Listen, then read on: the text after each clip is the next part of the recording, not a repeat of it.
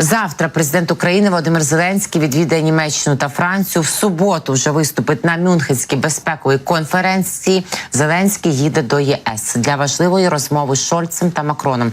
Перемовини заплановані на поточний тиждень. Президент України Володимир Зеленський відправляється із візитом у Францію та Німеччину заради розмови з Шольцем та Макроном. Останній, вимушено нагадаю, відклав свій лютневий візит до України.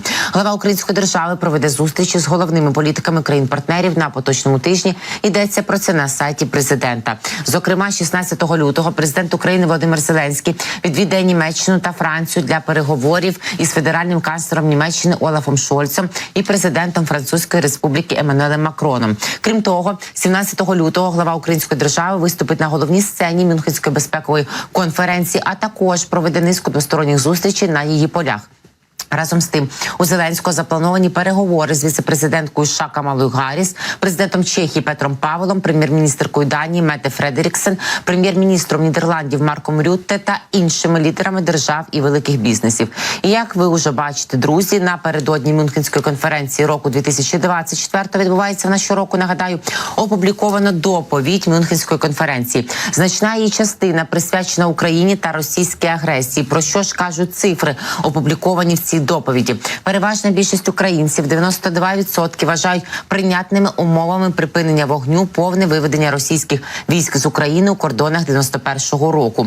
80% громадян України також вірять у перемогу у війні. Також всім очевидно, що Путін не виявляє жодних ознак бажання вести мирні переговори. Йдеться в опублікованій доповіді Мюнхенської безпекової конференції. Навпаки, Росія мілітаризується, переходить на військові рейки та планує витратити у 2024 році на оборону понад 7% ВВП, третину всіх своїх держвитрат. Насторожує, що для європейців РФ вже не є такою загрозою, як у 2022-му, відповідно до цієї опублікованої доповіді. Звісно, вони думають, що Україна зупинить Росію. Але лише сподіватися на це замало. Треба змінюватися і самій Європі, збільшувати видатки на власну безпеку і на допомогу Україні, розгортати власне виробництво зброї та боєприпасів. Водночас українці чітко бачать своє майбутнє саме на Заході. Вступ до НАТО підтримують 79%, а вступ до ЄС – 84% громадян. Вони стають на бік Путіна. Білий дім каже, що змінюватися треба і республіканцям, які виступають проти законопроєкту щодо допомоги Україні. Республіканці, які блокують законопроєкт про додаткове фінансування потреб національної безпеки, виступають проти оборонно-промислового комплексу США. Про це заявила речниця Білого дому Карін Жан-П'єр під час брифінгу у Білому домі. За її словами, республіканці, які минулого тижня відхилили двопартійну угоду про безпеку кордону, стали на бік Дональда Трампа та підіграють його політичним інтересам у президентських перегонах. Раніше в середу спікер Палати представників Конгресу США Майк Джонсон заявив, що не планує найближчим часом провести голосування щодо пакету міжнародної допомоги Україні, Ізраїлю та Тайваню після того, як 13 лютого Сенат його схвалив. Для того, щоб стати законом, законопроєкт має схвалити Палата представників і підписати президент США. У Білому домі відповіли також на заяви спікера Джонсона. Почуємо. Ставши перед вибором приєднатися до президента Байдена та профспілки прикордонних патрулів, щоб захистити наш кордон, республіканці в Конгресі натомість стали на бік Дональда Трампа, фентанілу, торговців людьми та контрабандистів. Усе через політику. Вони покладаються на цінності Трампа та виступають проти нашої оборонно-промислової бази, проти НАТО, проти України, проти наших інтересів в Індо-Тихоокеанському регіоні. У них є шанс отримати цінний урок. Припиніть те, що ви робите, та поставте нашу національну безпеку на перше місце. Джонсон веде переговори сам із собою, оскільки він спочатку закликав включити безпеку кордону в угоду про національну безпеку, тоді відхилив пропозицію Сенату, яка включала ці вимоги, а тепер протестує проти угоди, яка це питання не охоплює. Він вбиває законопроєкти власноруч. Роблячи те, що вони роблять, вони стають на бік Путіна. Я думаю, що спікер заплутався. Він не розуміє, у чому полягає його робота, а саме винести законопроєкт на голосування, і той отримає двопартійну підтримку.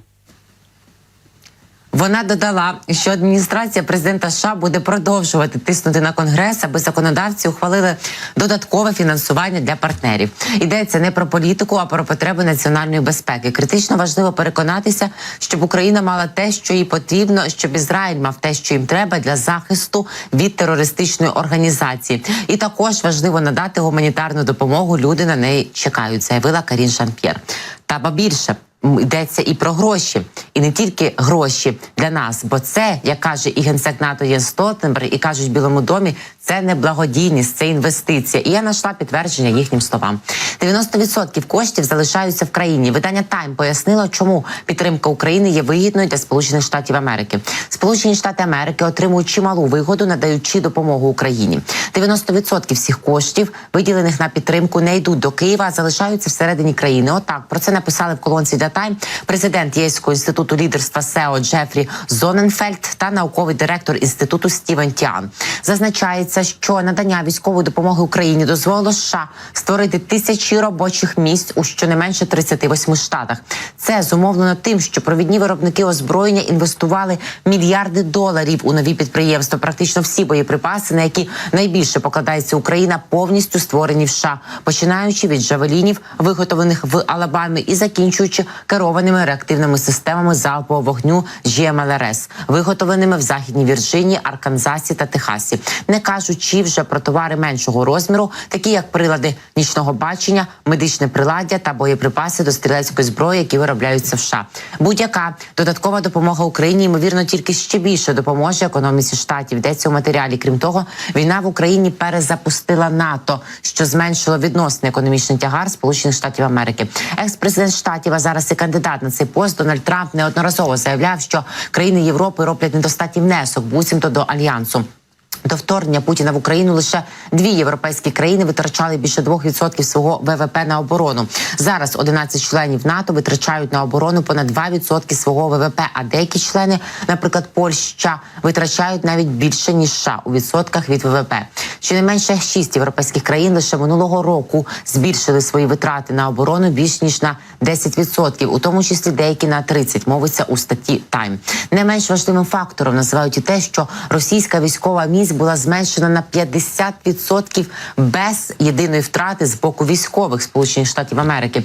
Наголошується, що на допомогу Україні було скеровано лише 5% американського оборонного бюджету та менше 1% загальних державних витрат країни. Тобто ми вдячні, нам це супер хороша сума, але від цього не страждають і самі Сполучені Штати Америки. Ось такою позицією і має перед дзеркалом з собою розмовляти Джонсон, як на мене, який, очевидно, це робить без кінця і без краю. І собі теж рахувати не лише амбіції, а й гроші. Республіканці ж їх теж люблять.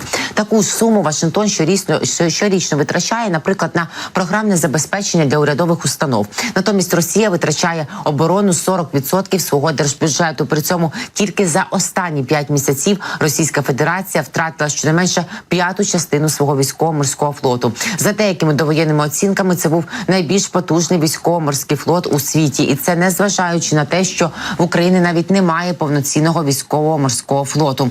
Щоб зрозуміти, чому США єдині, хто виграє від допомоги Україні, навіть не потрібно думати про те, що б означало для Центральної Європи, не кажучи вже про Тайвань і про глобальну економічну кризу, капітуляція перед жорстокими імперськими амбіціями Путіна. Підтримка України – це не просто акт мужності чи навіть милосердя. Підтримка України в наших особистих інтересах, і Америка виграє найбільше від підтримки України, резюмували автори матеріалу.